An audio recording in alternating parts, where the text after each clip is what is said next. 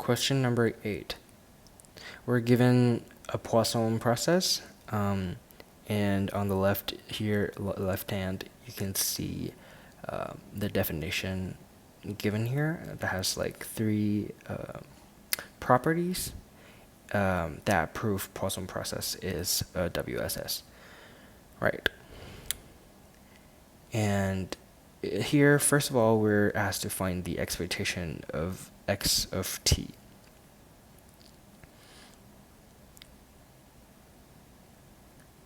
Right. So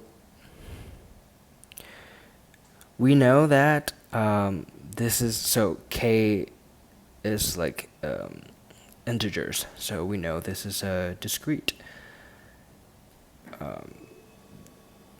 This is a discrete process. But we can have a look at the probability distribution function. And all of when and all of the probability, the summation of all the probability will sum up to 1. And here it should be k from 0 to infinity, right? And so actually we're here to we're given this expression, and that will sum up to 1 eventually. And then we can do something about this. So because 1 is equal to this summation here, we can move the e to the power of minus lambda to the left hand side. So e to the power of lambda will be the summation of this thing, and we take the derivative in terms of lambda on both sides. On the left hand side will yield the same, which is e to the power of lambda, and on the right hand side we'll just take down this k here, right, as its coefficient, and then like the order will decrement by 1. So here we have this brand new expression, and by multiplying another lambda here, we can see the right hand side is almost the same as before, which is kind of like here, right? And then this k would be so when we also move this k inside this summation, we are not looking for a probability distribution function. We're actually looking at the expectation here. Because remember, expectation is given as x times the density function in terms of dx, right? So pretty much here we are looking at the expectation of k on the right hand side. And so if we move this e to the power of lambda back, then this will actually be the same as this thing, which is you can call it the density function, the density function, and the summation of the density function will give us the summation, it will give us 1. And then we also have this k here, so this whole thing would actually be the expectation of k. And that would be lambda. So the expectation of x of t will be lambda t, because lambda and t are independent.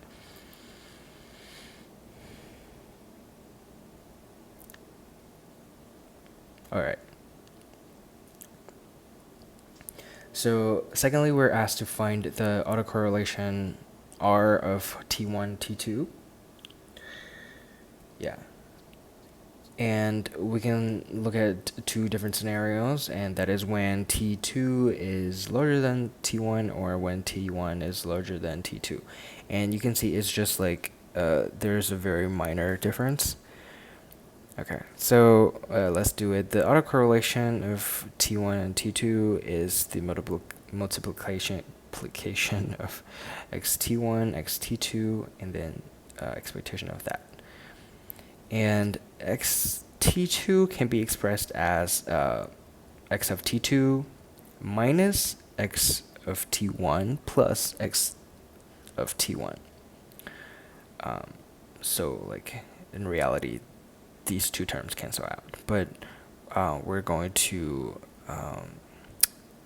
like group them in two so that we'll see the result later. And here, so pretty much we have x of T1 times this term plus x of T1 times this term. So basically we have it here. X of T1 times x of T2 minus x of T1 plus xt1 times xt1, and that's given here. Right, and moving on, we can see that because x of T1 is basically processed from 0 to T1, right, and that is given, that is a property of WSS. So the autocorrelation will only have to do with the difference.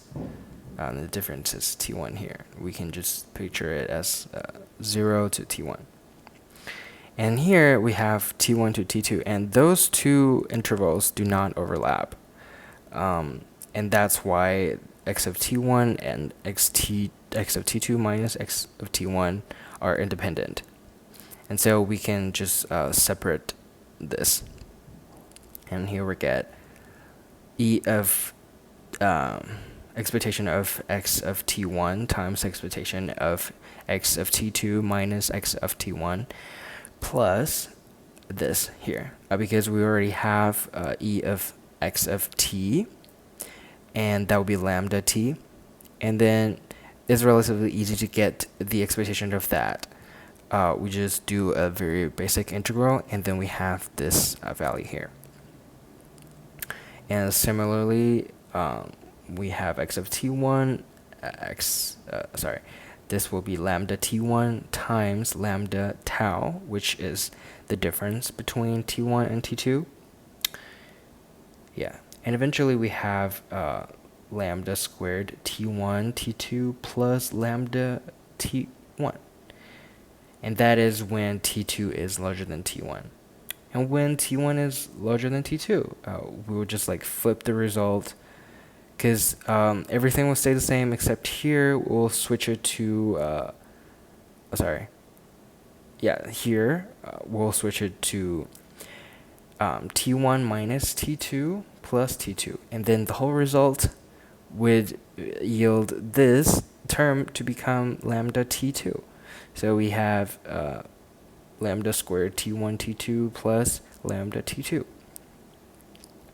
And it's quite obvious that this term will this term is decided on if T1 or T2 is larger, and this will be whichever that is smaller. So eventually the autocorrelation R of T1 T2 would be this lambda squared T1 T2 plus lambda times the minimum of T1 and T2.